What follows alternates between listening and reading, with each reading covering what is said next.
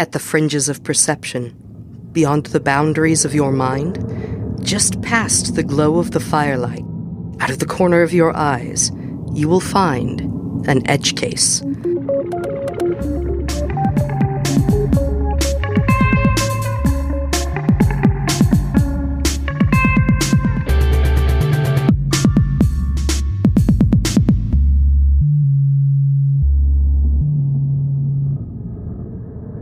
Edge Case Podcast, coming September 10th.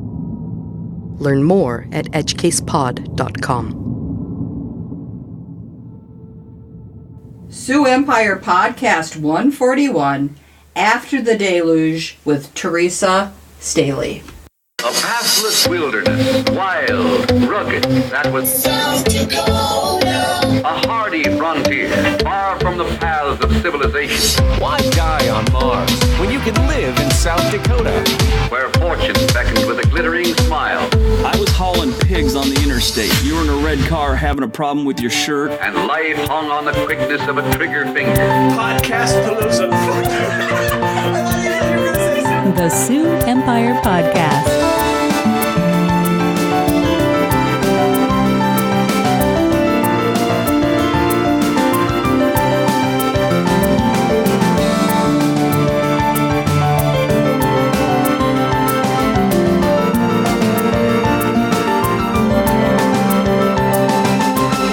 Everyone, and welcome to the Sioux Empire Podcast. This is the Sioux Empire Podcast, the quirky but harmless podcast that's all about Sioux Empire news, comedy, music, and culture.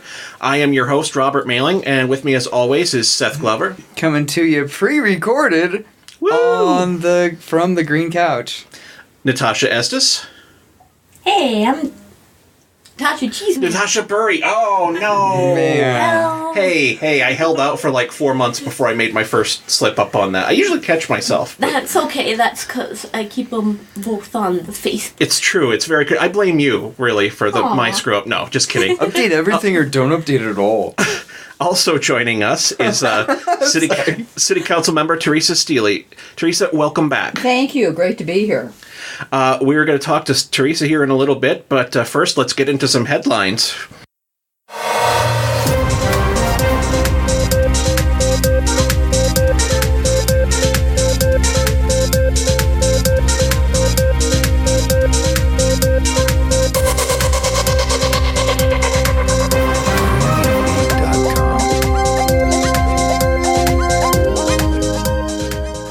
Let's see. So my first story I wanted to go over today, Seth. What do you think of oil pipelines? Are you a fan? Not a fan? I think they leak no matter what they say.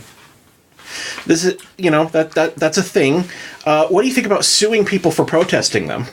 Oh yeah, well that's a slippery slope. I think that's the definition. A new world where protests often develop into riots. They slow and they stop construction. These riots are often nationally coordinated. Out-of-staters who come in to disrupt and often cause undue jeopardy and harm to the people and environment around them. But we will not tolerate riots while this bill is ongoing. We will also cover our extraordinary costs related to law enforcement, and what we do in these bills is create funds to make sure we can collect the necessary dollars to cover those costs going forward. We also, the second part of the legislative package, creates a second fund and legal remedies to pursue out-of-state money funding many of these riots aimed at shutting down the pipeline build. So many of the times when these construction projects get created and are started and happen, we see out-of-state people come into the state with out-of-state money funding a very disruptive riot that shuts down progress.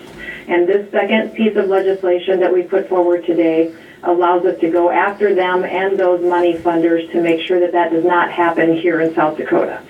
So a simplification of what that means here, and that was a little edited, by the way, just because she goes on a lot of tangents about, helping law enforcement to try and bolster what she's doing, which is, personally, in my opinion, eroding the First Amendment with this.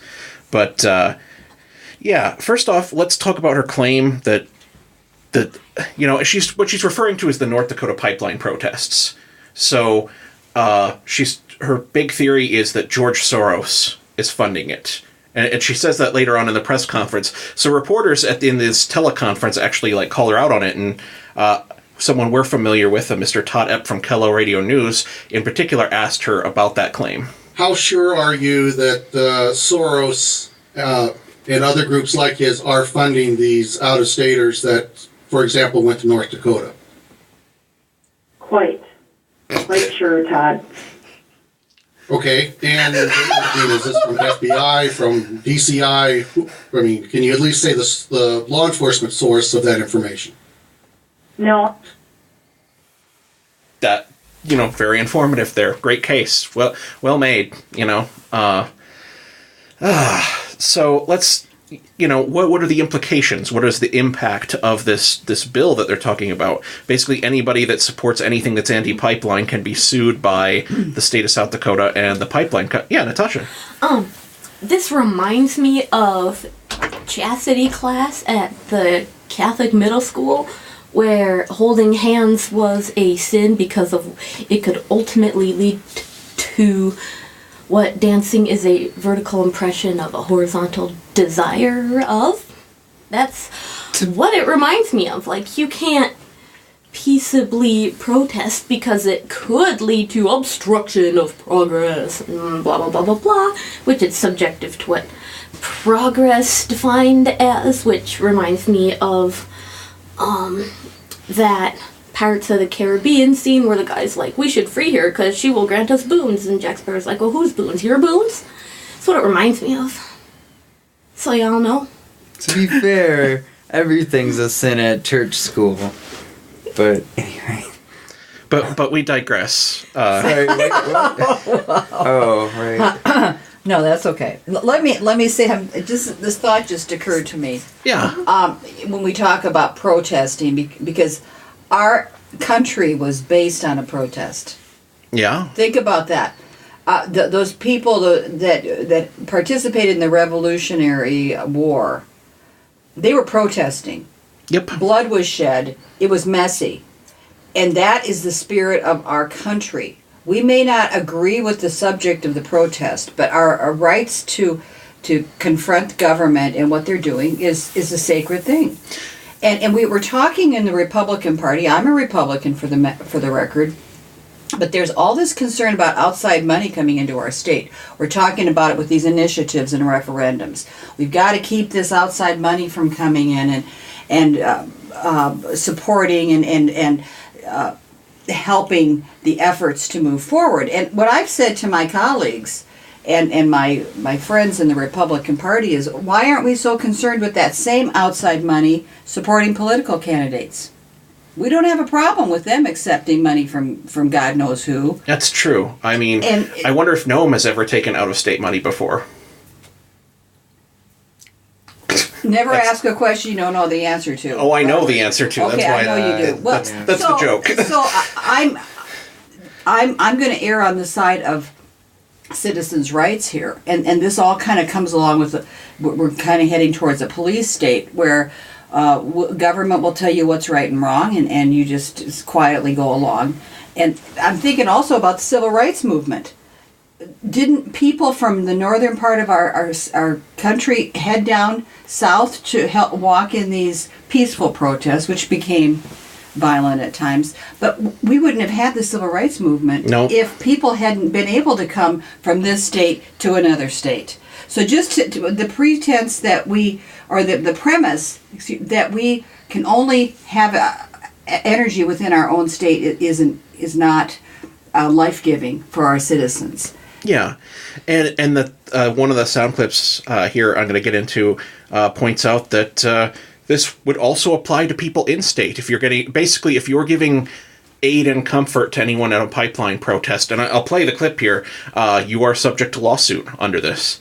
Even just funding a GoFundMe to send bottled water to like a protest camp. She's like, we'll check with the attorneys, but I believe that would be covered by this. It's insane. And like you said, you talked about the American Revolution and the founders. That was a protest.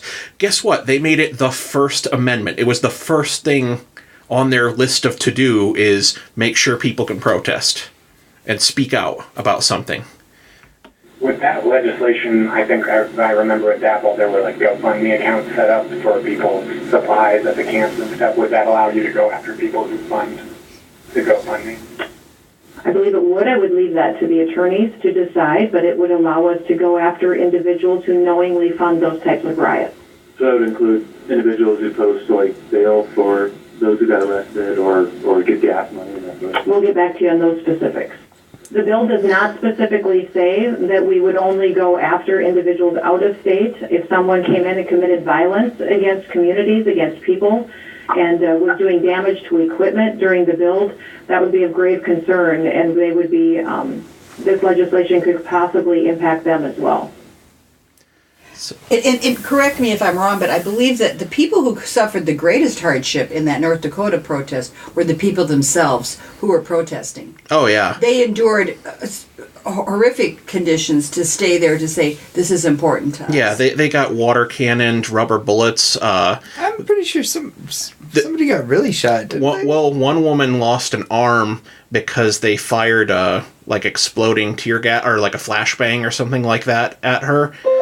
And, yeah, so I do know someone was dismembered in one of the protest actions. Part of our history in South Dakota is how we took over the Native Americans' land. And you know, that's something that people are working very hard at distancing themselves from. Yeah.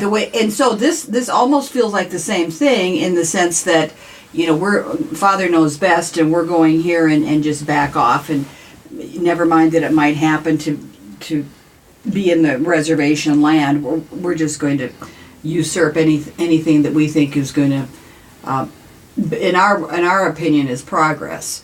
So people in South Dakota are not stupid, and people in South Dakota are independent, and we were one of the first states to have that initiative opportunity so people can petition their government. So yeah. I think we need to be very careful about preserving those rights.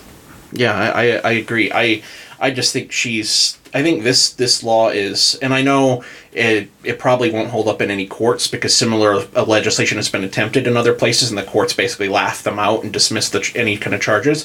But people would still have to raise money to defend themselves and make that appearance in civil court, because that's the other thing I don't get is why is the government in the business of using civil instead of criminal courts? The criminal courts are supposed to be the government's legitimate monopoly on power. The civil courts are for private individuals to settle grievances because you don't have the same protections like presumption of innocence, a lot of the rights and protections that you have in a criminal system, you do not have in a civil court system.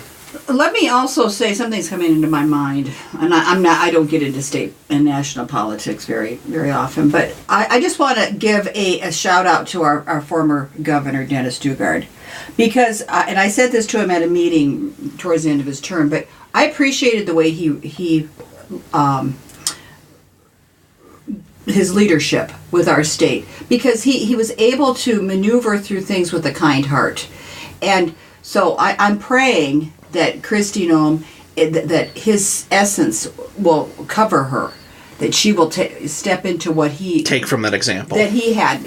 Not everybody, anytime you're in leadership, not everybody's going to like everything you do. Of course. But I think Dugard had a very high rating as far as popularity, and he ruled with a real moderate scepter in his hand. So that this is... I didn't see him going down these kind of radical roads. No, and yeah, I'm with you there. I feel like we lost a bit of the moderation that we had in the governor's mansion to kind of keep some of the craziness in check in the state legislature. And in previous episode, we covered the whole Theresa Stehly having that little powwow where she called in all the different state legislators that were suggesting a bunch of different crazy legislation, and were swatting them down and being not Theresa Stehly.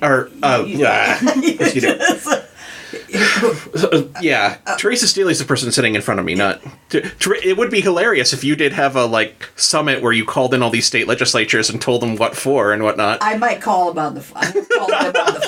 I don't haven't called them into it. You've never called them to the governor's mansion for a meeting? You're talking about, no, I haven't. Oh my goodness! Sorry about that. But the other thing I've said, and we can touch on our Kristi Noem thing, but Billy Sutton did quite well in our state. So I say, to people, do not forget that there are people out there who need to be represented. And on the city council, it's nonpartisan, so I'm reaching out to everybody. It doesn't matter if you're a Democrat or Republican, Independent, or you don't vote at all.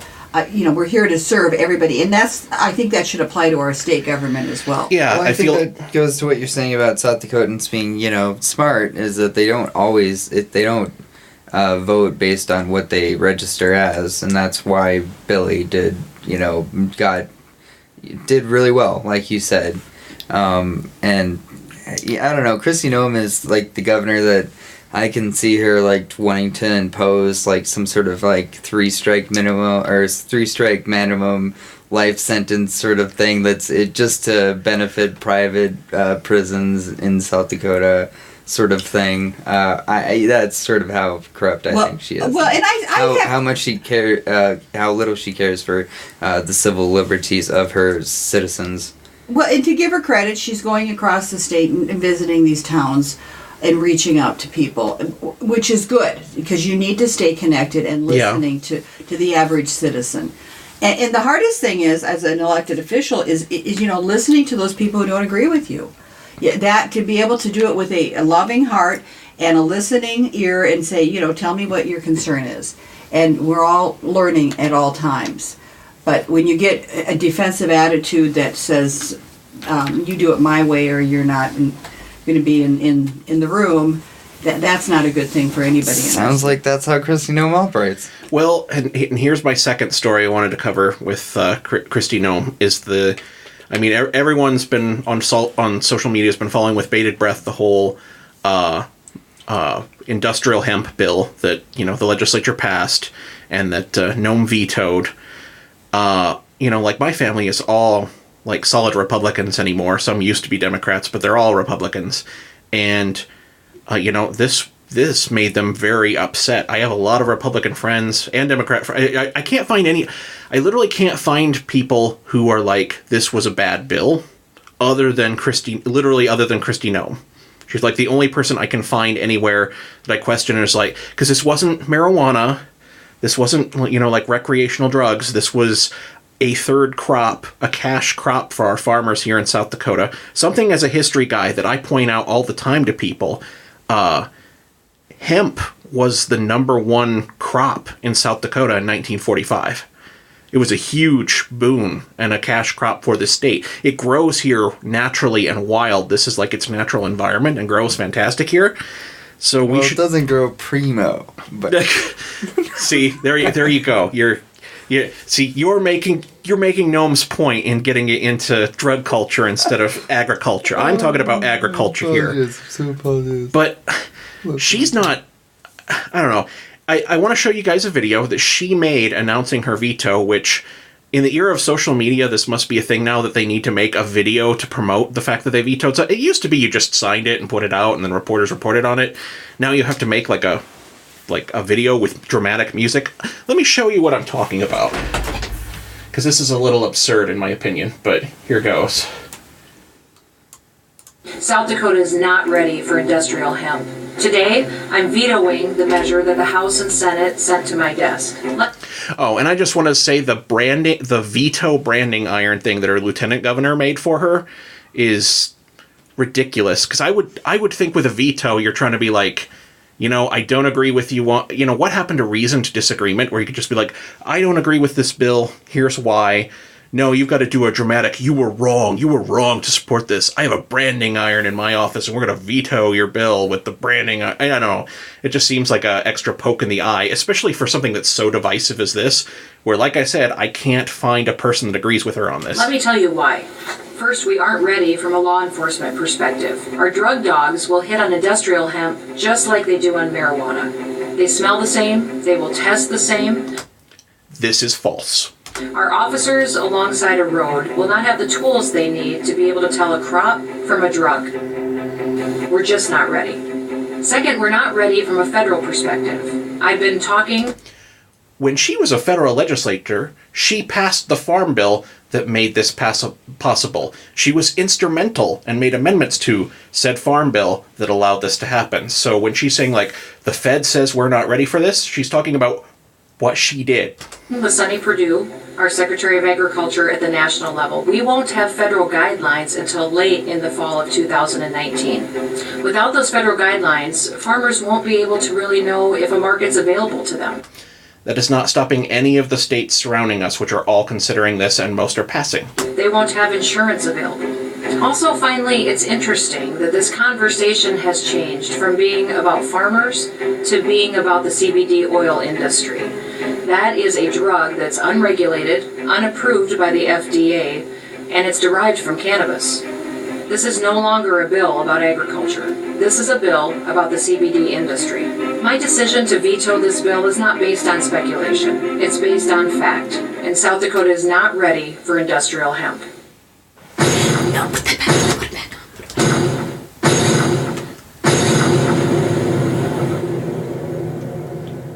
on. See, is that really necessary? Was that part of it? That's her official thing. Yeah. Oh, that's ridiculously dramatic. That is ridiculously over the top. What was that, Natasha? I'm sorry. I was wondering if you could put her face back on so I can put the cool picture. Yes, I can put her face back on so you can put a Snapchat It's filter on unregulated, her. unapproved by the FDA. Oh, it's not going to let me without playing the audio, and we're done with the audio part. Oh, that's fine right there. So anyway, yeah, we're... well, it can always come back up again next year.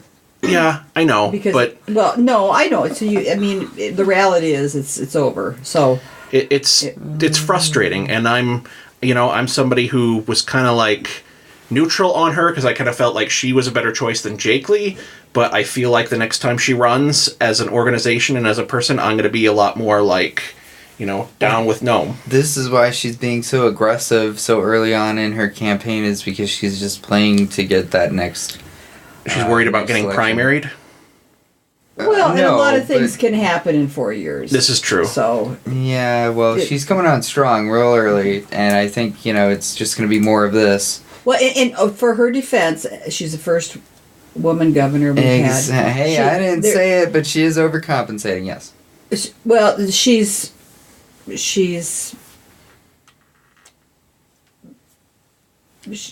No one's gonna like 100% what you do. No. And I'm just telling you, watching this, having watched politics for several years, you remember, go back to old clips. What's on fire now is not the fiery thing in 6 months. Yeah, this time last year it was all about transgender bathrooms, yeah. And that was just the topic that was like burning down the world. And we had similar legislation this year, but that got shot down just like it got shot down the year before. Well, yeah, but for some reason, Dennis. But for some reason, it was not was not the the lightning rod that it was this year. This year, the cannabis was the hemp was the lightning rod. And here's the bigger thing that you need to be looking at is the legislature itself. Who's going to be in the legislature? What happens is people tend to forget about the whole thing until the elections come back up again. Yeah. And this year there were some surprises in Sioux Falls where you had some incumbents who came close to or did lose to a challenger. So I think if somebody's wanting to run for the legislature, they need to start campaigning early on, and especially in these smaller districts where you can go door to door and get your message out. Yeah. Because that seems to be, aside from the governor, I think people have questioned what's going on with these votes with our legislature. And the legislature perplexes me because I'm just like, how does anyone get that? Because I can never find anyone who's happy with the legislature. But people are, and we used to say this on the federal level, that everybody hates Congress, but they love their guy in Congress. And it's the same way in South Dakota. Isn't that interesting? Where where everyone's always like, they love the person that they elect and send, but they just hate the organization that person belongs to and the outcome of that vote. That's an interesting observation, and it's true. Yeah, and I think we get that a lot in South Dakota, where we like who we voted for, but we're shaking our heads about what the body itself does. But there again, people's memory is so short. So in 2 years when they run again, it's like they've forgotten what had happened the previous year, and people are out campaigning, and so it's hard for an opponent to come out and start bringing up the voting record of their running mate, so to speak. Yeah, I'm always shocked by how little traction people get from bringing up someone's voting record, which you would think would be like the ultimate, like, we know exactly what they will do in office. We can look at their voting record, but so few voters seem to like actually care about that. You could be effective if you would knock it out in a negative way, but people don't really want to go negative either. If you've got an incumbent, so somebody comes at you and starts pointing out all your deficiencies, that doesn't set well with people. Yeah, that can burn you too, It worked for Kristi. It worked. Well, it's complicated because it did work for Kristi. And negative campaigning, while people say they are against it, studies show that they say they're against it, but it succeeds. It's clearly wrong. But it has to be applied correctly. You can do it wrong. You can do what Theresa's talking about. There's historical precedent for that too, where you go too negative and then you burn yourself, which is why in national politics you always get this thing where they always call vice presidential candidates the hatchet man, because before Trump came along, in presidential politics, what you did was the person who was running for president talked about high ideals and the ideas and the motivation, just like get people like to come together. And then the vice president would like speak first or would speak in a smaller rally later and would just be like, those thieves in Washington, blah, blah. They're the hatchet man. It's the vice president is the candidate is always the one who goes on the attack. They kind of do it a little bit with lieutenant governor, but not as much at the state level as you see that nationally. And like I said, Trump has kind of thrown that off because he was kind of like his own hatchet man. So, yeah. But that's what's going on in state politics. Let's get into our interview.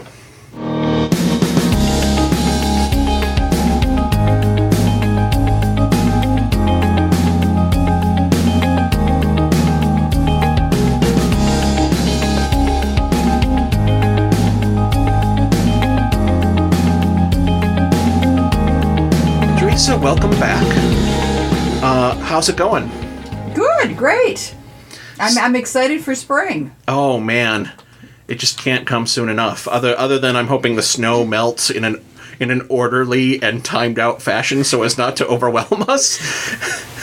As listeners will know, we're just coming off of like, what was that, 4 days straight of flooding and rain, and even this morning I was watching a Facebook Live from the crisis center at City Hall or whatever, where the mayor, Tenhaken, was saying that Skunk Creek, which is literally like 100 feet from where I'm sitting right now, actually is going back up and has gone back up 3 feet, and they've had to reclose some intersections over just west of where I'm sitting. Isn't that the place where the bridge was swept away from? I don't know about that. I know he talked about further west here, and then I know the tunnel is closed again. That's on, what's the street? 57th, thank you. Yeah, I was going to say, there definitely are still places that are underwater that are dealing with it. Well, and we're not done. And of course, nobody knows what the future forecast is going to be either. As long as the ground is still frozen, any rain is going to just go. Go, yes. So that's interesting. But yes, it's been a very eventful time within the city council. So we're going to talk about some different things. Yeah, absolutely. And one of the things that I want to touch on first of all is my Stehly report that I sent out. And if anyone's interested in getting a copy of this, True Care Family Pharmacy at the corner of 10th and Cliff, Lindsay there is a great gal. She's got. Do you know her? I don't. Oh, you're shaking your... Well, she was a Kmart pharmacist, and I loved those people. I'm enjoying how the story, how hands-on it is. It's not just like, this is a location where you can get this. I'm literally going to tell you the name of the person there, and that they're a great person, and that I talk with them regularly. There's a whole backstory to the location. I like that. I mean, that makes me happy. Well, it should make you happy that she was a pharmacist at Kmart. And I loved. That's where I went, over on the east side, and then that closed, and they transferred everybody to the west side pharmacy, and then like 3 months later that closed. So people were crying, and I mean they had a loyal following of customers, and so. Oh, I didn't even think about that. That'd be a pain if your pharmacy closed. Oh, yeah. I go through Hy-Vee or whatever, but yeah, that would be a pain in the neck. They were so kind and caring about their clients or their customers. But anyway, she started her own pharmacy over there. It's nice. Kitty Corner from Lewis Drug on 10th and Cliff. And I'm like, bravo for you trying to... I know that one. Yeah, I love her, and she's competitively priced. And so anyway, she's got copies of this that if somebody wanted a Stehly report, you could stop in and get it. Because I mailed it to a certain number of people, but it's my own personal money, and I don't have a lot of money, so this is, I don't make a lot of money, so this is kind of my give back to the community. Sure. And it's a way of letting people know what's going on. But, and also just another plug, if you didn't get that, in the shopping news, the first week of the month, I'm doing a Stehly report in that as well. And it's a shorter little column in the middle of the paper, but pick that up. I know a lot of people, here's the one from March. It's just right kind of down in the bottom. But people like this, the shopping news. Page 14. They like it because it's got information, and rummage sales especially are real popular coming up here. Oh yeah, this is rummage season. Hardcore. It's a great resource for rummages. So, and they got a coupon book the first week of the month when my Stehly report is in. So part of what I've been doing for the last 3 years is really trying to represent the average citizen, and also to keep people connected to what's happening in city government. And one of the best tools I've had is Facebook. And so I invite people, come on over, friend me, or follow me, whatever. I try to put relevant, what's the word? Relevant? Relevant. Yeah. There you go. Relevant things on timely things, just to help people understand what's going on. And I also let people talk about, they give their opinions. It's like a letter to the editor, as long as you're respectful. I have a certain standard. I know how to use that delete option.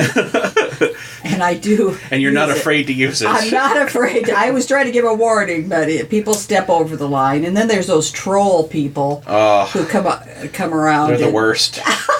So I've learned how to spot them. Seth, why are you looking at me all like... Are you a troll? No, you're out. I've been, but no, Robert certainly is more vocal and active on Facebook, so he's... That doesn't make me a troll. No, you're not a troll.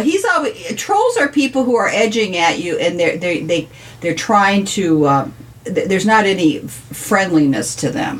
I call it, we're Facebook friends. It's right. It's a friend thing. So you can disagree with me, but I want respect there, buddy, baby, whoever you are. But anyway, let's move on to my first topic. It has to do with transparency. Yes. And so, this is, by the time this airs, this will probably be a past history thing. But we had our mayoral election. Part of that big topic that was discussed last April and March was transparency. Oh, I remember the future mayor, Ten Hagen, sat on this couch in an interview with me and told me, because that was the number one issue with my listeners was transparency. So that was the number one thing I asked everybody that came in and interviewed. Really? And he made a commitment to, we need to increase transparency.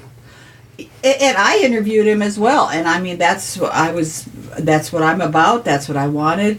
And so he got elected.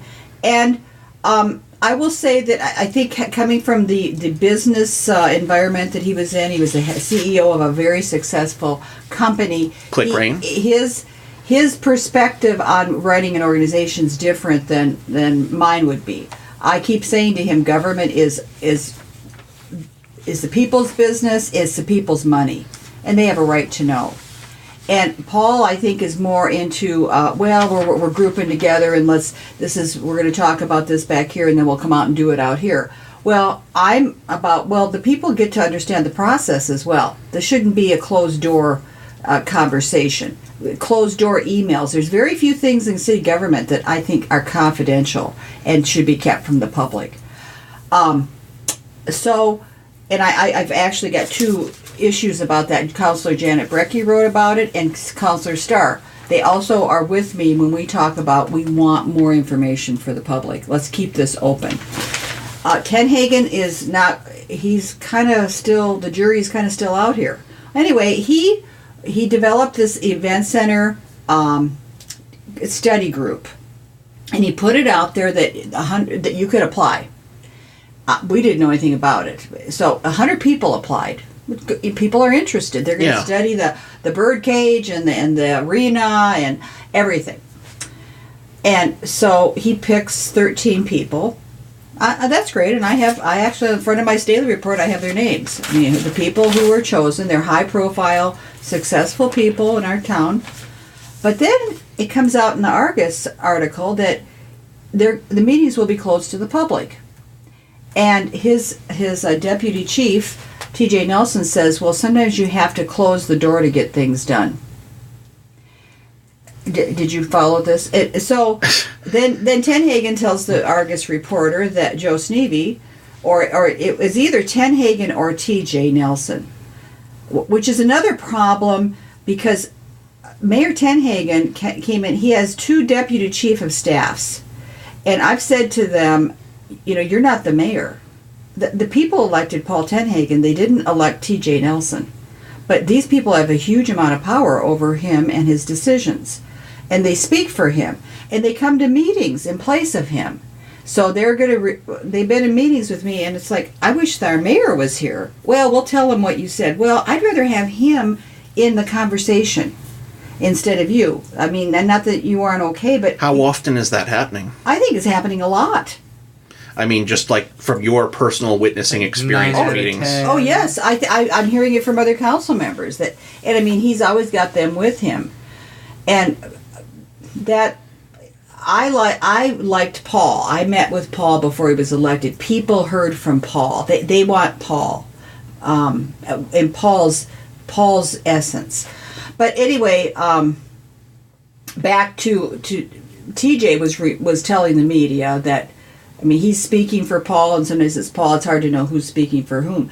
But the meetings are going to be closed, and at the end they would have a little space where people could weigh in. Which by the time something's formulated and they say you can come and talk now and tell us your ideas, forget it. It's already formalized. People get defensive then when you start criticizing their plan. Well, here's our plan. We put it together. We met for weeks behind closed doors putting this together, and then the public says, well, what about this and what about this, and it's already baked. It's like, this is it. You might be able to add a little frosting on the top, but this is the product. And then Tenhagen said that he was going to implement this. He was not going to keep it on a binder on the shelf. So it sounded pretty like green light, go forward. So people are starting to say, we don't like this. And we're hearing it all across the board on the council. And the Argus had an editorial saying, he's falling short on his transparency promise here. And if we're going to be shutting the door here, what else are we shutting the door on? And he and I have kind of gone roundabout about this because there's been some other things that have happened, and I've shared it with the public, and he's angry that I've done that. And it's like, this was not confidential. I have a right to tell the people what we're doing here. So Pat Starr and I made a resolution. We've been talking about it for some time. We came up with a resolution that is mandating, we can't mandate it. We're requesting that the meetings be kept open. And we had to meet with the city attorney. People may not know this, but to get something on the agenda, you have to have 2 council members sign it. And then you have to have the city attorney sign it. Which is a little strange. Yeah. I didn't realize they had that gatekeeping role. Is that more to make sure that it's something that's like not illegal, or like it's just kind of a screening for it, or? I suppose it could be, but in the past our experience with the city attorney would be if the mayor didn't want it, the city attorney would find some reason why it wouldn't work. That's why I see like a gatekeeper factor there. I will say our new city attorney has been very fair.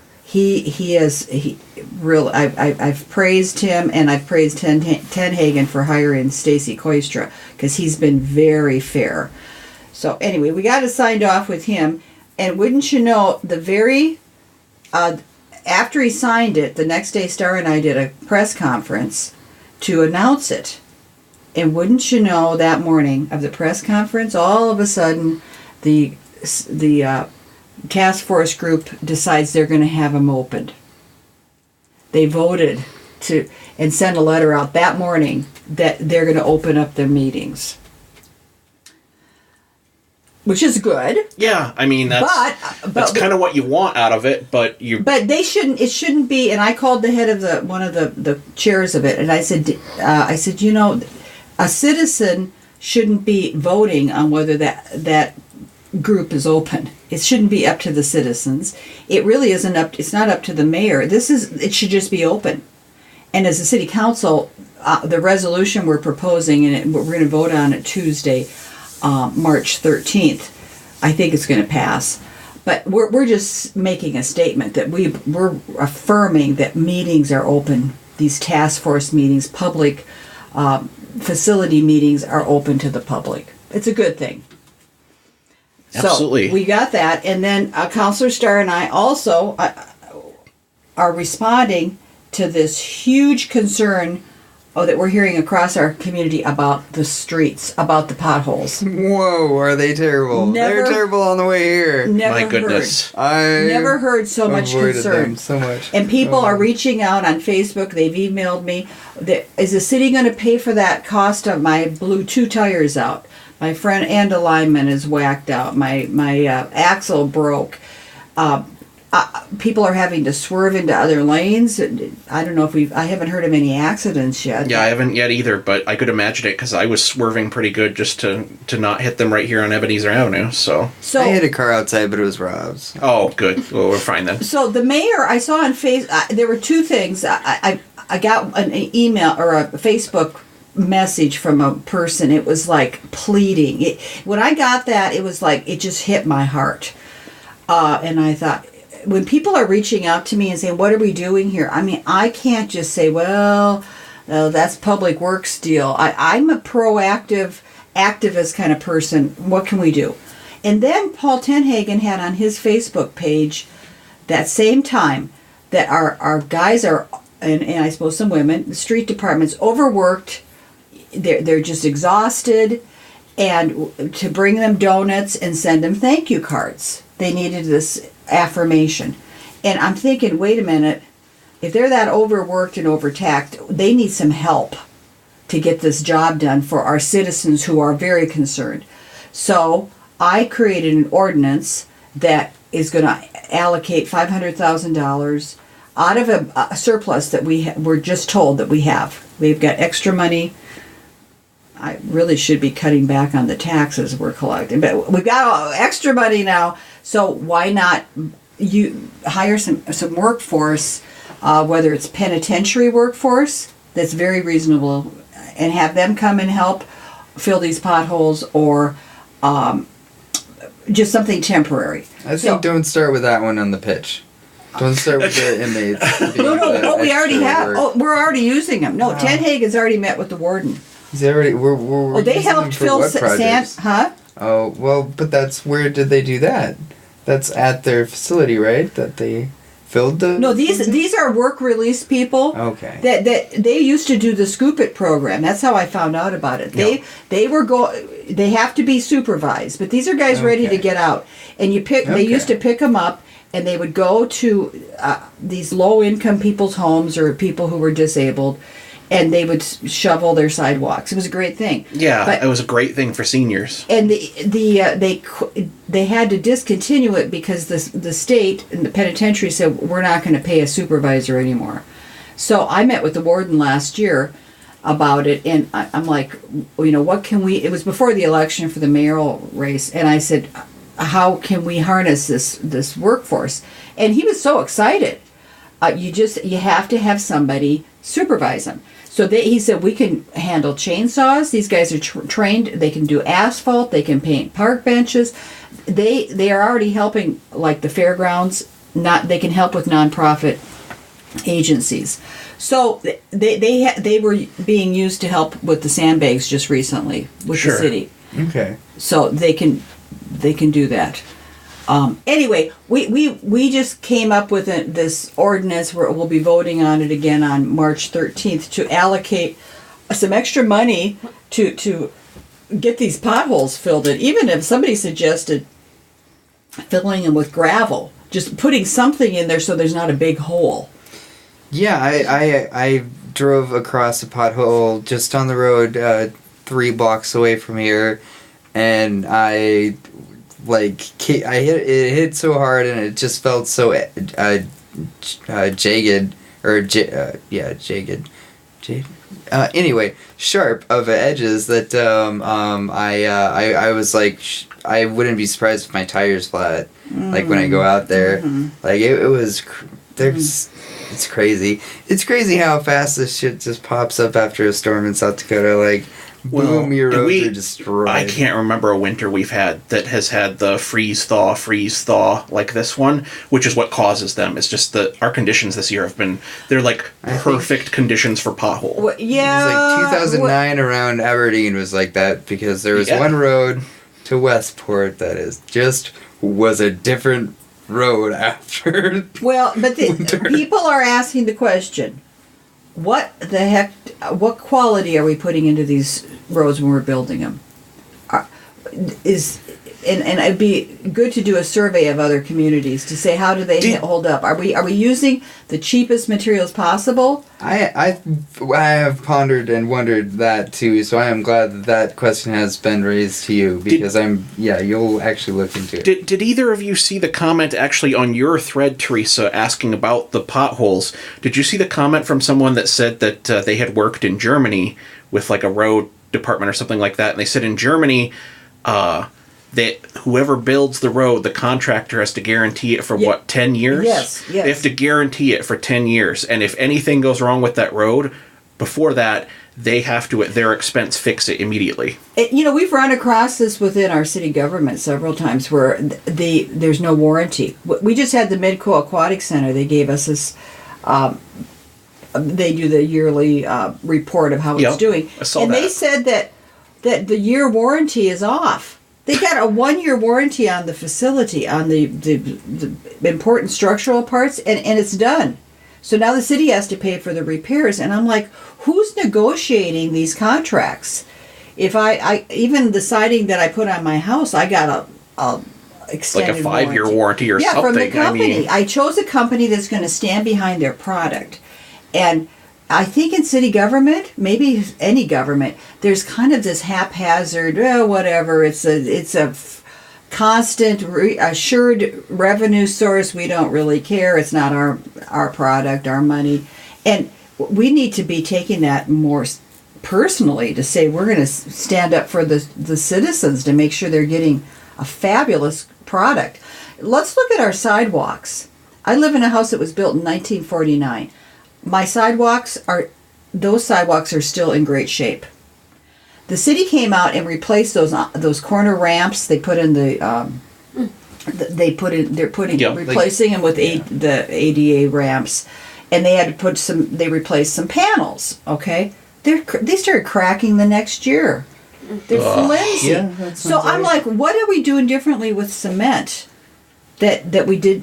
How did we change the recipe from 1949 to now? I've asked Mark Cotter that question before. Why are some roads in our community great? Why are they solid, and other roads are like they're being blasted apart? They're exploding. That's a great concrete question. Companies are clearly cutting the concrete, and it's 80% baby powder or something like that. Well, that's a drug joke. I'm sorry. God. Yeah, I don't know about that, but people who it'd be interesting if I'm just comparing the sidewalk that the city put in with those corner sidewalk ramps. But have you had some sidewalks, Natasha? There's not really sidewalks, I guess, like where I'm at, other than the ice melt could be at least better because how like the the downspout from the roof should be somewhere other than right by the sidewalk. But I'm just wondering, does the condition of the ground vary that much around the roads versus where other roads are, or like the sidewalks and stuff, not like the edge of this one sidewalk where the new ramp would be versus like the rest of the sidewalk. Well, they replaced a panel that would, before they got to that ramp. So they had a panel that was similar to the other ones from 1949. So that one, the integrity of that was not the same.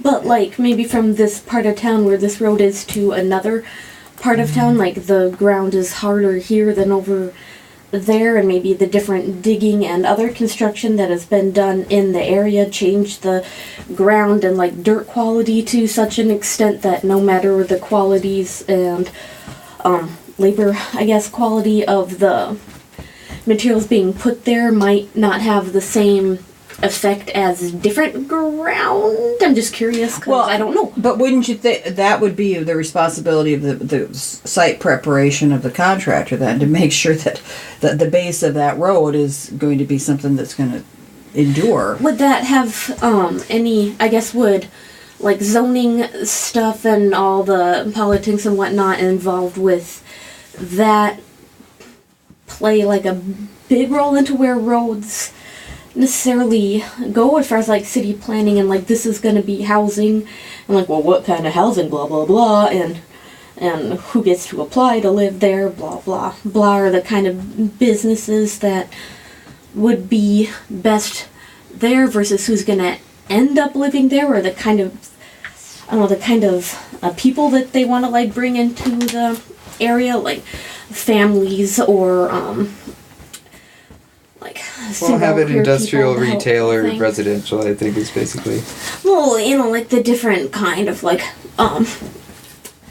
not, I guess like exactly, but when they were building that stuff, I guess down by Falls Park, and it's all these fancy lofts or something, and I think there was something to do with that, like, well, I don't know, is this the kind of stuff that should be in this area? And I just don't know how much that kind of stuff would go into decisions, but it probably does, and I'm just curious, because it's something I don't know how many people think about, or something. And we have, of course, a planning department that does look at that over, and anything that's, they have a long-term planning strategy for, this is where you're talking about future growth, right? You're yeah, and like if new development. Lots of times you go to like a road and it's like, oh well, there's not enough side roads here, and then they have to keep changing the road to get the turning lanes in there. So it's like not much really, I guess, thought went into what's going to end up being here, or maybe just things change that, of course, no one knows, but maybe should at least plan for some of the unexpected stuff. Right, and you know, Natasha, I'm not sure what the quality of the new development roads are. I'm not sure how they're handling standing up with the pothole thing. I just know I'm hearing more of the central, the more well-established areas are the places where the potholes have been really problematic, like 6th Street downtown. The downtown, I'm hearing people say coming from the airport is really bad. And not only are we talking about personal property, personal safety, but just the reputation of Sioux Falls coming in, people coming in for the Summit League, and you know that the condition of the streets has been absolutely. So if we could look out, maybe there's some technology or some new products that you could use to just for temporary fill in the wintertime, just so you just don't have these huge craters. And you know, I'm gonna challenge you. You said we had freeze thaw. We haven't had much thawing happening. We did early on in the winter. It's like a month straight of negative. It's been extremely cold. I don't remember much thawing above 32 degrees that we've had in the last 2 months. So I think it's been pretty even in the below freezing numbers myself. But the whole idea is the freezing and thawing, or you know, with the moisture especially, is what gets us. And so like the last few days with the rain plus the ground underneath it being frozen, plus it freezes overnight and then pushes stuff out, I mean, that's a factor in what's creating it all this. it's very challenging. Yeah. So anyway, how much time do we have left here? I wanted to get to the beekeeping let's do the beekeeping thing. Beekeeping. Now, what happened is I saw in the Argus Leader a few months ago that they were talking about a beekeeping class that was going to be at the Mary Jo Arboretum. And the Argus Leader reporter was noticing in the article that we're teaching these classes, but it's illegal to keep bees in the city of Sioux Falls. I thought, well, that's kind of interesting. So I put it on Facebook, and oh my gosh, did I get a response about beekeeping. People like bees. A lot of people weren't aware it was illegal to have a beehive in Sioux Falls. And there was so much dialogue that I said, well, let's have a community meeting to talk about bees. And I scheduled it. And it was on a Monday. I put it out there. And I had citizens come. I had some city staff there. And I got these 2 guys showing up who teach the bee classes, the beekeeping. Okay. So we had a great discussion. And then I have a fabulous staff member. He researched different ordinances in different towns, communities, Stillwater, Minnesota. We got Minneapolis, Rapid City. I think there's one more. And we're just looking at how they handle things. Rapid has one and ran into their mayor and their chief of police at an event. They said, we have no problems with this. It's just a non-issue having these bees. So we had the meeting. I'm going to be speaking to the garden club about it at the end of March, and I'm taking some of these people to that with me. I'm trying to gather lots of input from people, which is really, isn't that the best way to form some kind of legislation? Is, on the front end, you let people weigh in. Yeah. That's how I thought it was supposed to work. Yeah. But sometimes it doesn't. Sometimes things just kind of appear. And then, as I said before, that once it starts to get formulated, and this is with any group, once you start to formalize a project, an idea, it's really, as it moves forward, then it's there, and people have to come in and try to dismantle it to get their ideas in. It's harder to integrate your idea. Sure. And people start getting ownership in this thing. It's just human nature. This is, we put this together. And then you start saying, well, how about this? It's very difficult. So I think it's better to have the brainstorming element at the beginning. Let's gather the ideas. Let me hear from you before we start to solidify. And that's true, because, how many times in the city council do you get a bill or like an ordinance or something like that in front of you where by the time it got to you guys to discuss and vote, it's been through legal, it's been through like 5 different committees, it's been through all this different stuff, and so by the time it gets to you, it's either a thumbs up or a thumbs down, and that's like, they act like that's your options. Listen, if it's coming through the city pipeline, it's going to be a thumbs up. Yeah. If it's anointed by the city staff, my colleagues are not going to go against it. And I'm starting to think that must be how boards work in general. They don't want to go, nobody wants to make any waves. So the general 99% of people are just going to go along with it. I'm not that way. That's my nature. That's who I've been. I stand up and I confront and I analyze and scrutinize. And I think you elected me to do that for you. But getting people in at the beginning is really, really important. And so we've been listening. There's been a few people who've been concerned about being stung by bees. And there's a thought that if you got a beehive next to you in somebody's backyard, I'm more likely to have those bees coming over into my yard. Yeah, and I see that concern. You know what I mean? If there's a lot of more concentration of bees, and then say you've got a child that plays in that backyard that's allergic to bees or something like that. Yeah, or even if they're not, you have your little kids back there. So those are the things we're talking about, is having first education, so that, and apparently it's not cheap to set up a beehive. It's $700 to $1,000 for the setup. So it's not like somebody's just going to be going over to Menards and buying a beehive and, I think I'll set up a backyard beehive. I mean, there's a lot of things involved. So having an educational part, having a registration so that the city can keep track of where the hives are, and some kind of a setback of you can only have a hive this close to the property line. So you don't put it on the property fence next to the neighbor's kids playing? Yes. And then there's the enforcement and what happens if there is a problem.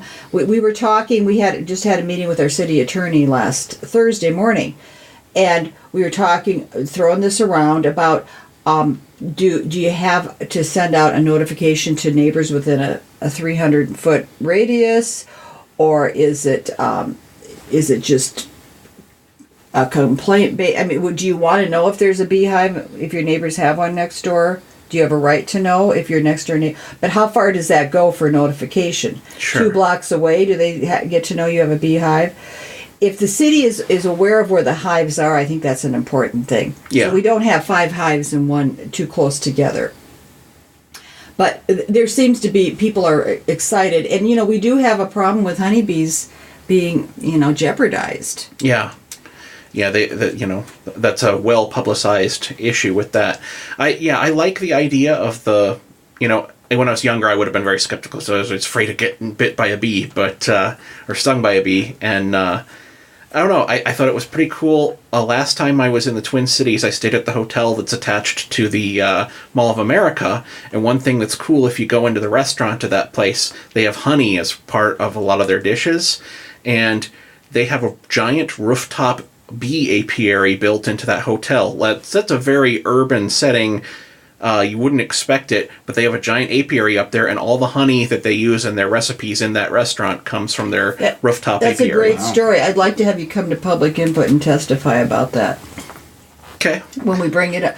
Well, someone else had mentioned that, but you've actually been there and seen that. I didn't know that they were using the honey within that. But what these beekeepers are saying is that you're more likely you're going to be stung by hornets and wasps than bees, and bees are all over anyway. I have my yard's full of flowers. I want bees in there. We need the bees. Yeah, you're with your flowers and stuff. I mean, you'd be crazy not to open an apiary. Well, yeah. So that's something that we're going to be formulating and bringing forth and trying it out. I also wanted to talk about just a little touch on the sandbag issue that we had. When we had this flooding thing come up, I had people reaching out to me, where can we get sandbags? Where can we get? And I'm like, I hadn't even thought about it. But I'd read in the paper that the city had made a statement that their sandbags were going to be used to protect the lift stations, which is that's the infrastructure. They need to do that. Fine. Yeah. And they said, and in this article, it said the city said, well, we understand there are no sandbags in Sioux Falls. The supply has been depleted, but we're using the city sandbags for this. So I remember reading that and kind of thinking, whoa, okay, so it's like, too bad, people, no sandbags. And then I start getting contacted by people. Theresa, where can we get sandbags? Where can we get sandbags? And I felt real helpless because I put it on Facebook. Is there some place people can get sandbags? One guy calls me up. He says, Theresa, Canton has sandbags. The Tri-State ready-mix concrete area plant donated the sand, and the Canton High School kids came out and filled these sandbags. I saw that on Facebook. 4,000 to 7,000 sandbags. And people from Sioux Falls were going there to get sandbags, putting them in their trunks. And so I saw that. That was on, was it Thursday night? Yeah, Thursday night. And so Thursday night, like at 9:30, I called this Tri-State guy. I get his number, and I called him. I said, hey, I'm seeing that you have this. Can I put it on Facebook? People can come to Canton. Well, I don't know if maybe you should talk to the local, the emergency people to see how many sandbags we have left. So I got a hold of the emergency guy. I called the sheriff's office at 9:30 at night. They call me from Lincoln County. I get the emergency guy, and he said, Theresa, I don't think we can really handle the whole city of Sioux Falls coming to Canton for sandbags. Which, I mean, I get that. Yeah. But they did it. They made it work there. So I called the mayor right at that night, and I said to I left him a message, Paul, I think we need to be looking at this. Can we get some of the concrete material places here and maybe set something up quickly. The O'Gorman kids are out of school tomorrow. They could stuff the sandbags. And I didn't hear back from him. I sent him an email, did not hear back from him. And I didn't hear back from him until the next day. The next day I get contacted by a group of businesswomen who want to know how they can help with these sandbags. Then he got back to me. And then he said that the sandbag need is over, and he was going to be talking to Kristi Noem about having some filled sandbags on hand. And I responded to him that I think we need to check with how Fargo handles it, because they're constantly having to drag sandbags out. Yeah. I understand that they have a thing where they have the empty sandbags. And then people can fill them up at a place, and then after the flooding danger's over, you bring it back and dump the sand out.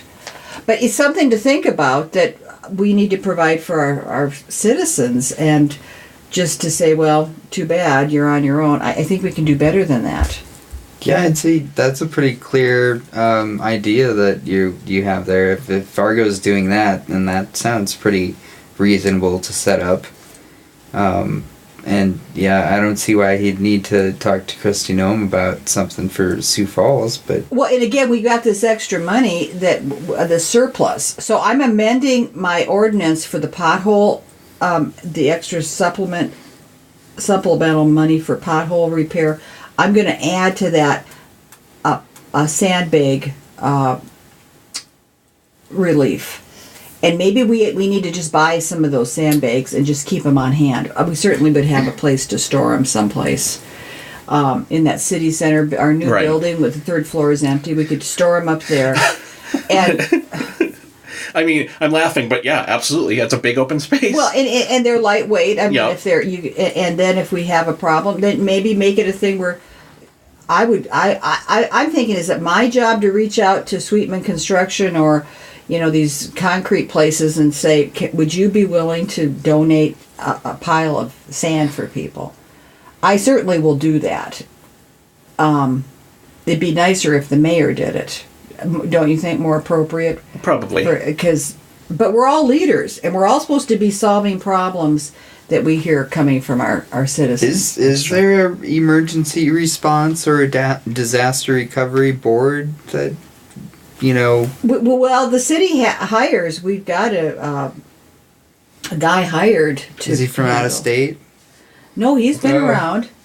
He's been around, and no, they've got they've got their response center and they've got staff. The big thing is that Sioux Falls City, in this most recent rain thing, to me, just my impression from the outside, it seems like they're very focused on protecting city of Sioux Falls infrastructure and bridges, the tunnel, roads. They're very infrastructure centered, and then lift station centered. Yes, they're covering their bases. They're not really doing anything that I am seeing for individual places, other than we saw the dramatic rescues of people and stuff like that earlier, yesterday and the day before. We're prolific enough. We got lots of revenue coming in, and we can do this for our people to provide that sandbag necessity when the need arises. Maybe it won't ever happen again, but it will. I mean, But to tell our Sioux Falls residents you got to drive to Canton to get sandbags just doesn't cut it for me. Especially with the potholes in the way. Mm-hmm. Yeah, that's true. Oh. And then I was also going to just to let your people know that the landfill is now open until March 30th, free. Nice. So that is a good thing if you've got some carpet, damage, that you don't have to pay for that. That's a good thing. That's awesome. And then I was going to touch on we got the Board of Equalization coming up. Now, those of you in apartments aren't affected by this as much. We sure aren't. Nope, living the sweet life.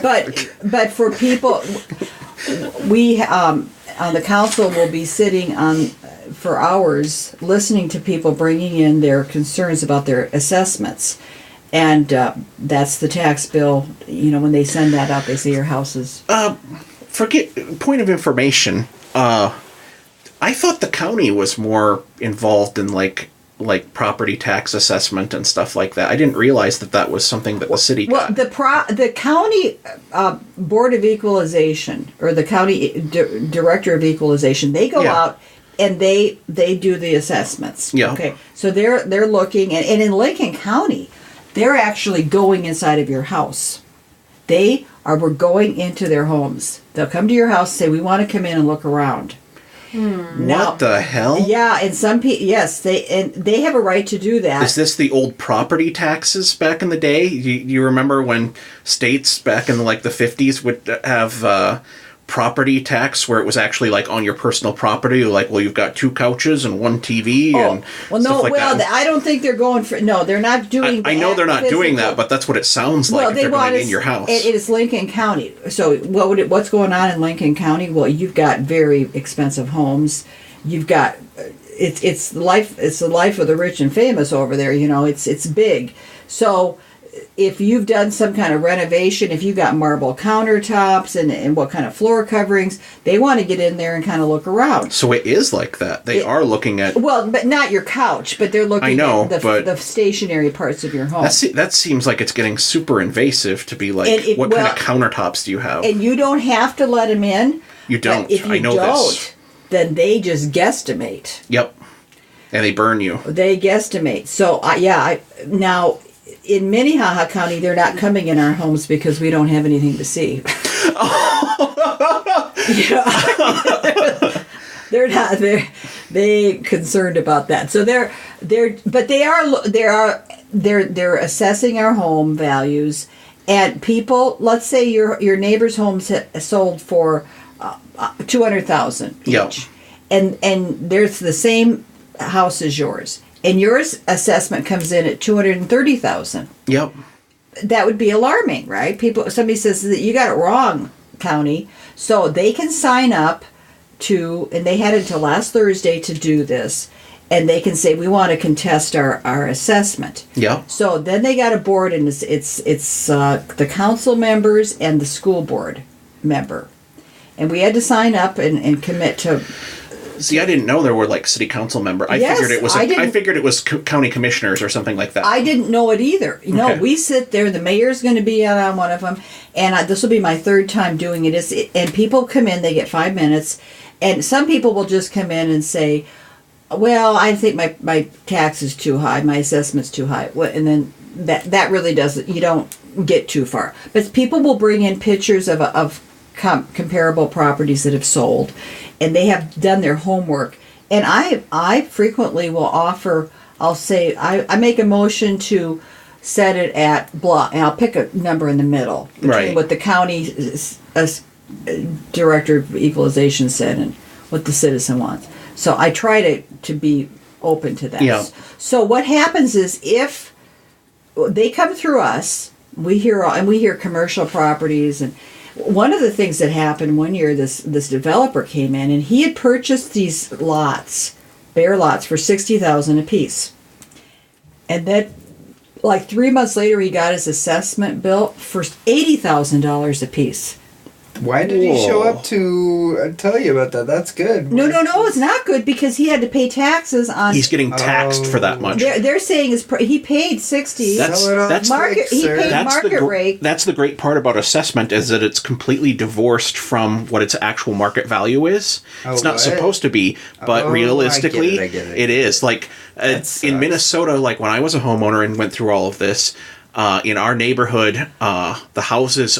Absolutely everyone's evaluation was county evaluation was always at least $40,000 more than what any of the houses in the neighborhood had ever actually sold for. Well, no, now what they said they just came in and did a presentation, but they said that actually they're aiming for anywhere from 85 to 95% market value.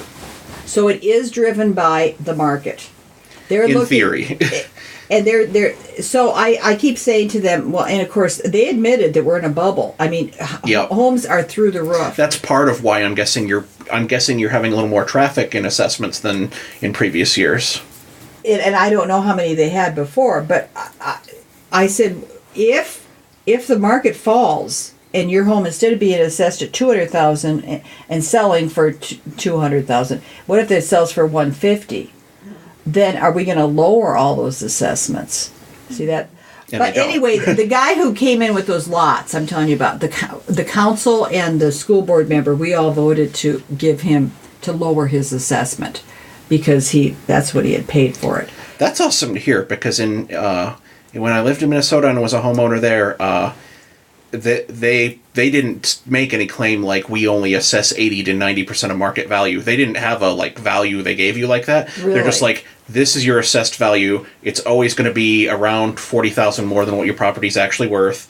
And if you want to fight it, we will pretty much reject. Yeah, it's Minnesota, so it's taxation is always like their bag. Well, except in Minnesota too, you got the personal income tax. So I thought, top of all this, yes. So I thought property taxes were supposed to be more reasonable with that. No, that is not the deal. That is not the reality at all. To replace we're getting in a tangent here, but to replace my water heater in Woodbury, Minnesota, was an $80 permit from the city to replace a water heater.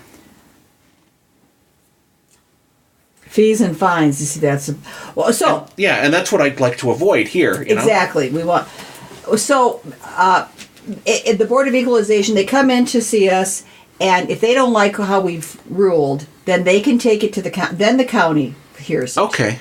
And then if they don't like what the county says, then they take it to the state. Okay. And then you have to travel to Pier to be before that. So at least there's a way that for people to kind of petition their. It's another thing like we talked about with the Revolutionary War, in a sense that you have a right to question this and to be heard. Absolutely. Whether. And then vacation. How much time do we have left, Robert? We can do one more topic. Vacation of streets. You guys follow the Elmwood vacation issue? Do you know what that means? This is the only issue on your list. I'm like, what? Vacation. I didn't know what it was either. Vacation of a street means you're closing the street. Oh, okay. To vacate a street means you close it. Oh, I thought the street was going to Disney World. Me too. Or something. That's exactly. So vacation of a street. So we, the first vacation that we dealt with had to do with a street over by USF. Okay. These are happening. They've been happening quite a bit in the past. Sure. You'll see a street that's all of a sudden shut off. You may not even notice it, but pretty soon there's no street there anymore. Yep.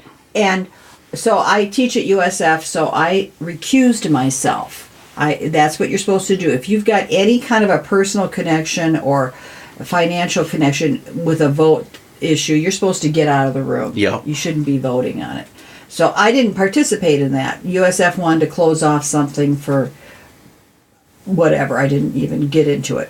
One that over on 41st Street, Billion Auto they closed the street and made it. You may not, again, even notice these things are happening, but all of a sudden you see a long parking lot. They're usually not like a major thoroughfare. It's more like there's a side alley, or what you'd call a side alley, or like a side street that's like next to two businesses, and they close it off to make, like a car dealership's a really common one.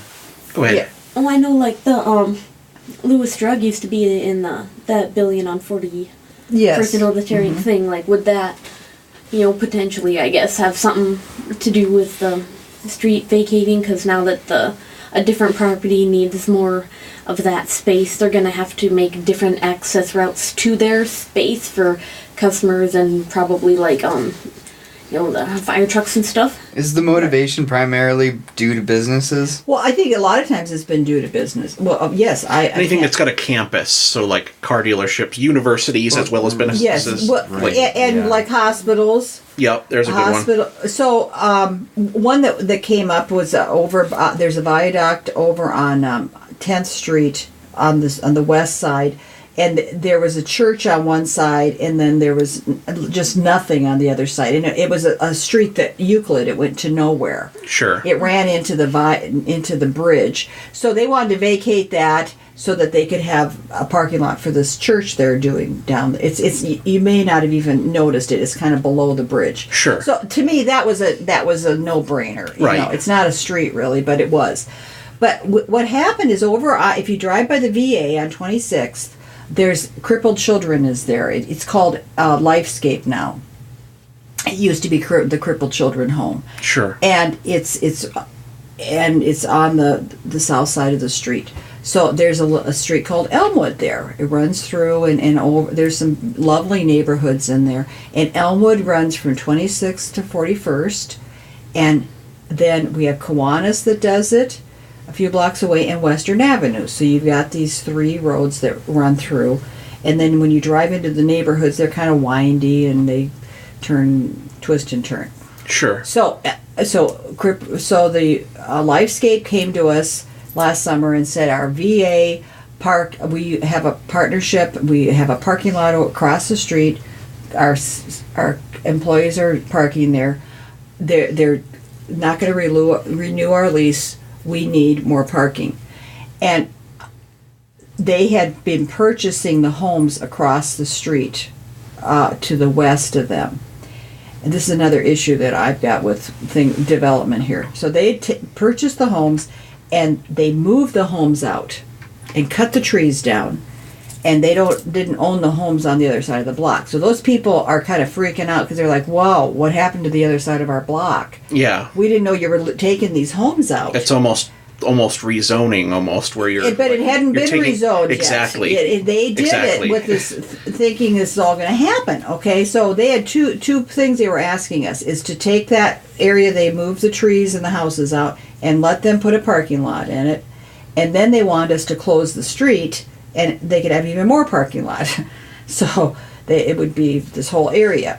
Well, I heard their pitch, and I start hearing from residents. They're like, "We use that street. We use that street. We like that street. We want that street," and it's such a important, serious issue that the state mandates what they call a supermajority to pass a street vacation, meaning that they had to have 6 councilors vote to pass it. Usually it's 5 have to pass it. They needed 6. And I heard the neighbors. I listened to them. I can empathize with that. And the night of the vote, I was listening. And it's good to keep listening. You don't want to just make up your mind. And I thought to myself, they can have the parking lot. I'll vote to rezone that area where they took the houses out. They shouldn't have taken them out till we rezoned it. But they did it. I'll rezone that, but I'm not going to close the street. And I voted not to close it. Unbeknownst to me, Janet Brecky and Pat Starr also voted not to close it. So there were 3 of us, and people were kind of stunned, like, "Wow, it didn't close." And then they started saying, "Oh, the kids, we need to close it because the kids are in jeopardy and they're going to be hurt," and I'm like, "Oh, you always have unloaded the kids over on this other area. What does this street closure have to do with that?" And it became all about the kids, and the 3 of us didn't care about kids, and so yeah, because if there's one thing we know about you is you're not very compassionate about other people's low empathy, So then not to mention that the Lifescapes had kind of told the neighbors they're planning to sell the building and move. 4 to 5 years. So the neighbors are really not trusting why this is even happening. It's like making it a little more attractive for some other business to buy right. it. So we're going to lose our residential streets so that we can help a private business. Yep. And then the mayor is sending us stuff telling us why we should close it. Well, they bring it back again. And again, the mayor's office sent us this email saying why this should be closed. Okay, and I sent that email out. I let the residents see it because I thought, if the mayor's lobbying us to close it, don't the people who are going to be affected, don't they have a right to know that we're being told by the mayor? Yeah. And at what point does it become unethical for the mayor to be telling us to be lobbying for this private business's benefit? It's Lifescape, yeah, it's helping children, but then why wouldn't you do it for Billion Motors? I'd say he could do it if he lived on Elm Street. Yeah. Yeah. So anyway, they brought it back again, and we were getting hammered. I mean, they were having big wigs call my colleagues, "Oh, we've got to pass this to close it. The city's going to fall apart, and no one will want to develop here if we don't close this street." And I mean, it was... Good Lord. We all voted no again. Yeah. And, oh, boy, were they mad. And so they came back with a compromise. So they're going to keep it open, and they're going to have it be a one-way street so they can have more parking, and they're not happy about it. The neighbors are saying, okay, we still can travel through here. So it's government working, I think. Yeah.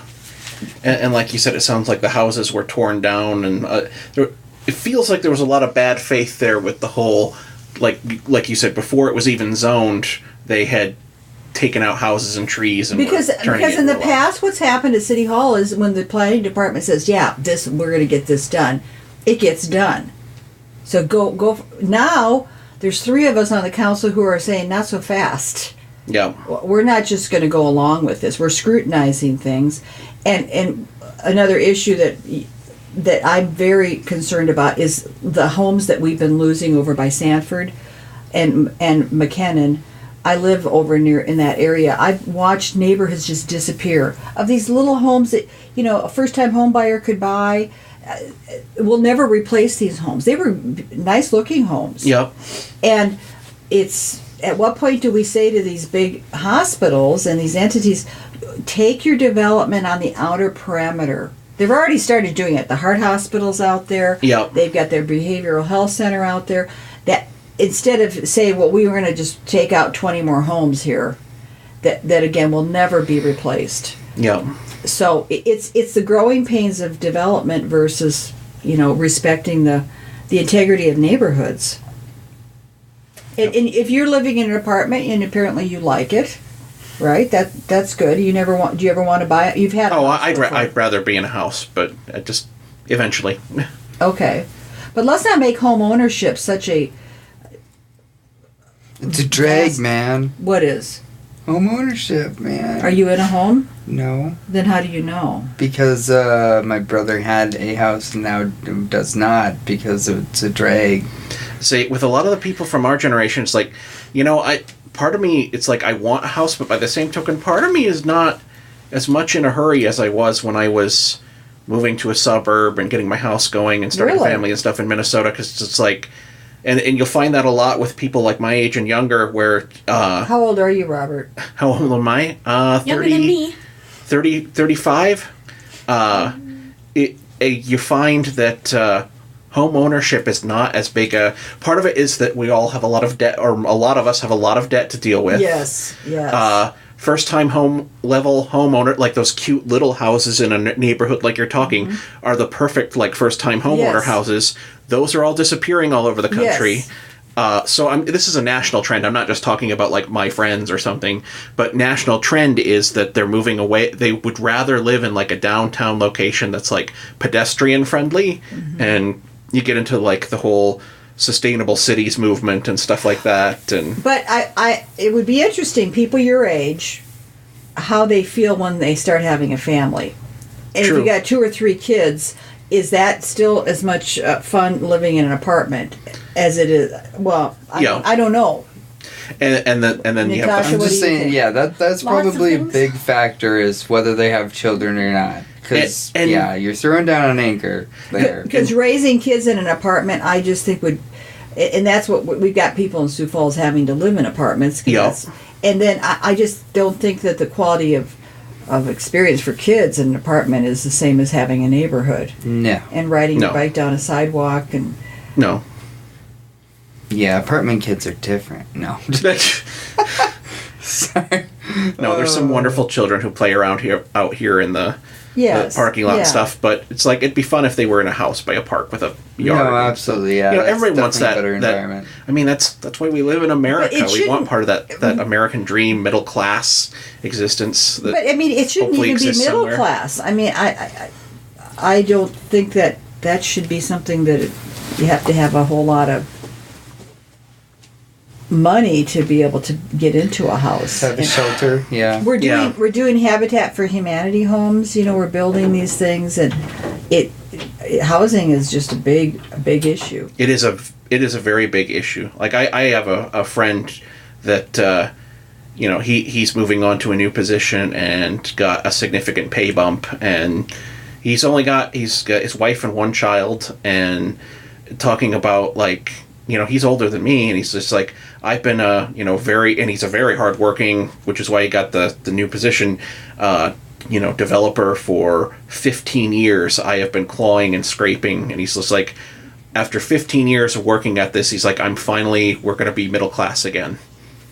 And I just like, that's the experience of this generation. I feel like is a lot of us are just kind of like, we're not going to get to be middle class, or it's going to be really close or tight if we're going to even get that far. And that's an interesting perspective. And it's a pessimistic perspective, which is strange for the United States if you know American history, and that I find it unnerving a little bit. But that's a whole other show I could do about in that. a whole other show. Well, I listen to Dave Ramsey, and I'm very conservative. I had my house paid off in 7 years. I bought it smart. You can't find a better asset than home ownership property. If you buy it right, it appreciates in value. Other than cropland, but and yes, you want to have some savings put aside. Dave Ramsey, what does he say? 3 months of an emergency fund. Yep. And so that educational part is something I try to do with the kids I teach at USF and my piano students. And just in general, there's some great philosophies that just kind of help you have some stability financially. So yeah, I can understand kids coming out of college and that there's just this huge debt thing hanging. Yeah, and it's like because it's such a huge debt. It's not even kids coming out of college. You're getting guys that are like me. They're like in their 30s and they're still like no end in sight. But are you paying? Is it college debt? Oh yeah. And the problem, people are getting degrees in college, and they can't get a job with the degree. That's a real. I always say. 2 years ago, I went to a programmers training conference thing here in Sioux Falls, and at the end of the night, we all went out for dinner with each other and stuff like that, and hanging out and having fun and talking. And we went around the table, and I was like, "What's your bachelor degree in?" Mm-hmm. And these are all computer programmers now. We're at a computer programmer conference, and mine is history. The next guy is political science. Mm-hmm. And then the next guy's political science, then another history, then a couple psychologies, and you just like down the list of all these people who have these bachelor's degrees. That those bachelor's degrees ended up having nothing to do with what we ended up doing for a living. But when you were getting a history degree, what were you going to do with that? Well, I was going to do like a professor track. I wanted to get my master's, get my PhD, stuff like that, and I really wanted to like deep dive on history. But towards the end of getting the degree, figured out that I didn't like the interdepartmental politics part of it and stuff like that, because it wasn't real. It's like being a history professor really doesn't have a lot to do with history. It has a lot more to do with fighting other people about history, I guess. And I had an offer from a friend to go work on a startup that was going to make me a millionaire in the Twin Cities after my bachelor's degree. So I followed him out to Minneapolis and pursued that startup company. So. And as you mentioned on the show, I live in an apartment, so clearly that didn't work out. But yeah, and my story's a little unique. But there's a lot of them where you get to college and you don't know what you want to do, and it's embarrassing to say that you don't know what you want to do. So you pick a major that you can get through, because all of our baby boomer or older parents just drill it into you constantly, because a lot of them are blue collar parents like mine were, who are just, or like you're like the first to get a college degree, or just the second degree, or only one parent has a college degree, and they drill it in you constantly. Get a bachelor's degree, because they're from the era, that boomer era, where they think that was just an automatic golden ticket to middle classhood.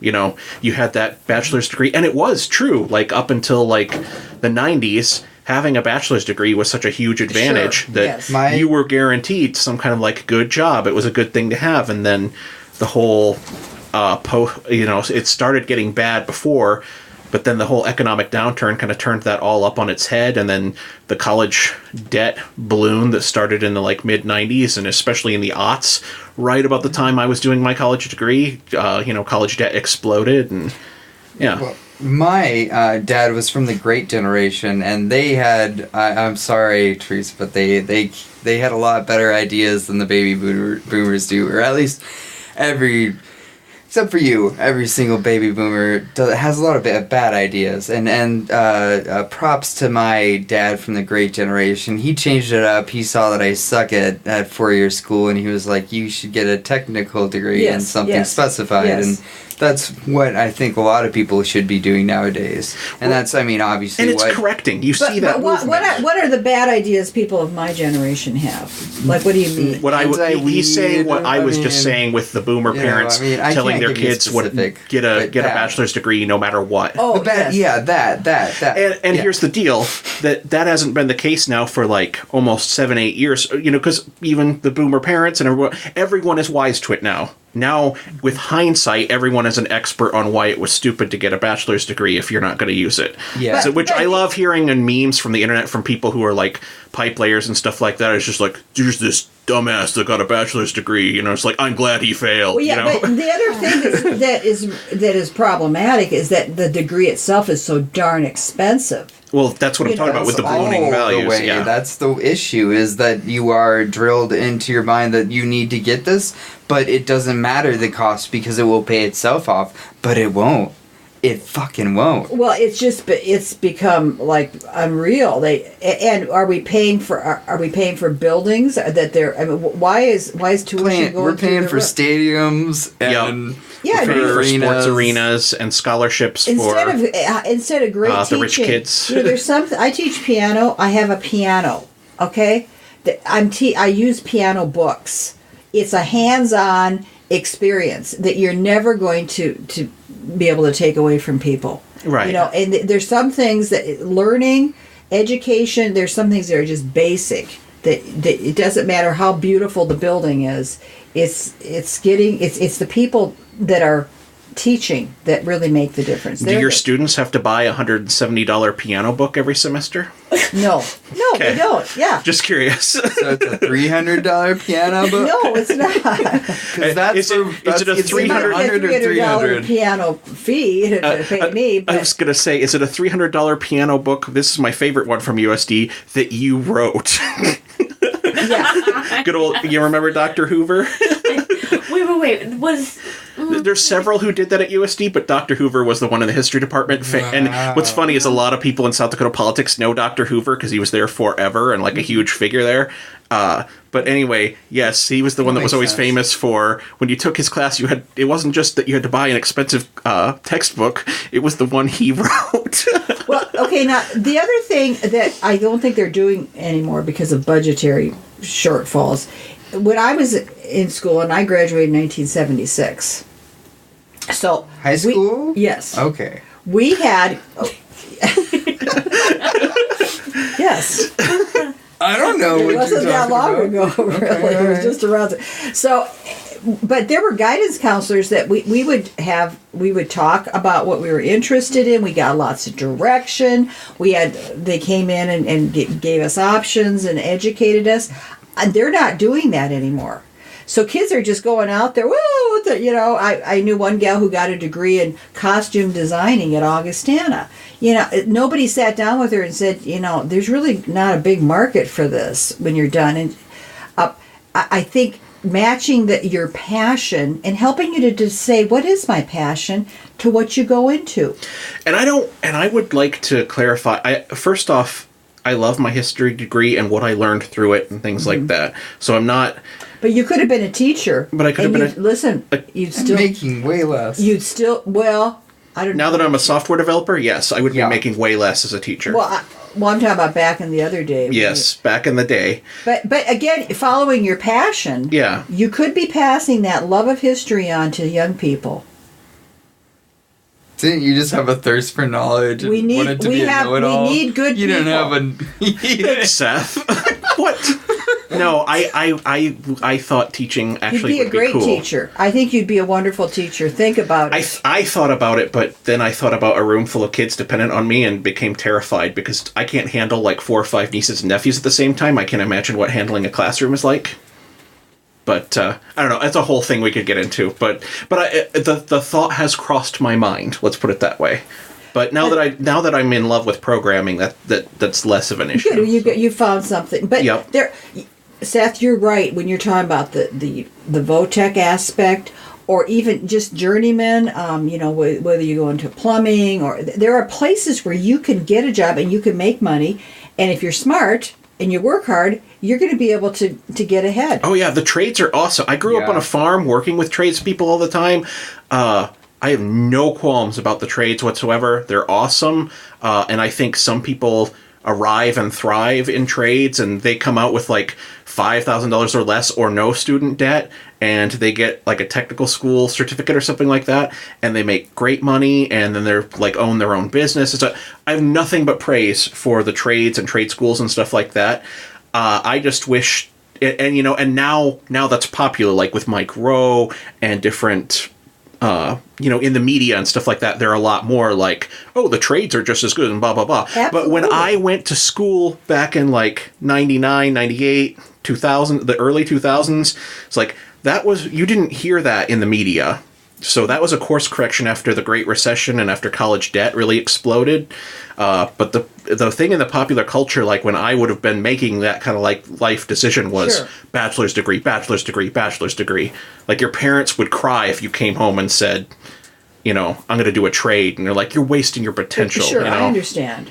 Well, the other thing I think that, I don't know if this is even younger than you are, but there are people who are also jumping into a lifestyle of bigger is better. You got to have a 3-car garage. What is success in life? Do you have a lot of material possessions? I preach that it's the meaning in life. That's all my generation quality. Is the former possessions. That's all it is. I'm 28, so since 1999, all I've seen is the internet boom. Buku bucks, billionaires, 1%. That's all we live in an extreme, and our politics, like you're saying, the 1% are defined by materialism. It's totally true. Yeah, no, it's never been anything. But I'm going to be 61. By the time this airs, I'll be 61, maybe. So 60. It's going to air today, by the way. Okay. Just for clarification. I won't be 61 yet. I'm 60, almost 61 on March 31st. But let me say, happy early birthday. Yeah, happy birthday. But I have seen the greatest people in my life. I've watched the most powerful people, and I've watched them die. I've watched the life cycle, and I've seen how you can have all this. I've seen people in the height of their glory, and I've watched them go into nursing homes and lose it all. Me too. So it's like, well, we're just passing through here, and at the end of the day, it's that when you can say, I have great friends. If you have great friends in your life, I'm going to say great faith, because I believe in that. But those are the things that live on, and those relationships and caring for one another. And all this other stuff is just glamour and glitz, and it's just nothing. And it's passing. It's passing. That's what I was raised with, is your thinking on that completely. But the outside noise of the popular culture is completely deafening, and that's why you got to be careful what you let into your heart. I mean, discernment is good. You don't have to take everything that comes at you and take it in. I'm very careful about what I go to. And you look, it's like, and I get it now, it being older. Like when I was younger, it's like I wanted media and I wanted the internet so bad. Because for me, that was like an outlet to the outside world, because I was so isolated on a little farm where I grew up. But now I see like my nieces and nephews, just little kids who are just like glued to YouTube on an iPad all day. And I'm just like, ooh. That doesn't feel good to see either. No, that makes me nervous. Yeah, Natasha. In a way that reminds me of this other thing that we were mentioning a bit with the apartment versus like a neighborhood. Yeah. Let's see, when I first I lived in, like Wall, like it's a very small town thing up to about when I was 5, and I don't remember a whole bunch from them, but with all like the whole movies and stuff, I mean, you could ride your bike in the street without worrying about the cars. Like, it was a 20-mile-an-hour street, but still, and there was, the park and all that stuff. And when we moved to Rapid, we were in, just like a very kid-friendly neighborhood, and there were several parks that, of course, or at least a couple that you could ride your bike to, and no one worried about the stranger danger necessarily, or maybe we just didn't think about it kind of thing. But we also went to this area called, I think it was Steamboat Rock, something like that. Okay. But it was like a nice little hiking area, and there I remember, like, okay, now when you're looking back, you're like, that was a really dangerous thing for all the us kids to climb on. But we kind of, Mom and Dad aren't looking, let's go do this dangerous thing, because you don't know when you're little how dangerous maybe climbing that, cliff kind of thing was. But even though we were in a neighborhood, we still went somewhere, and it wasn't that far away. I don't remember where it was, probably Google Maps it or something.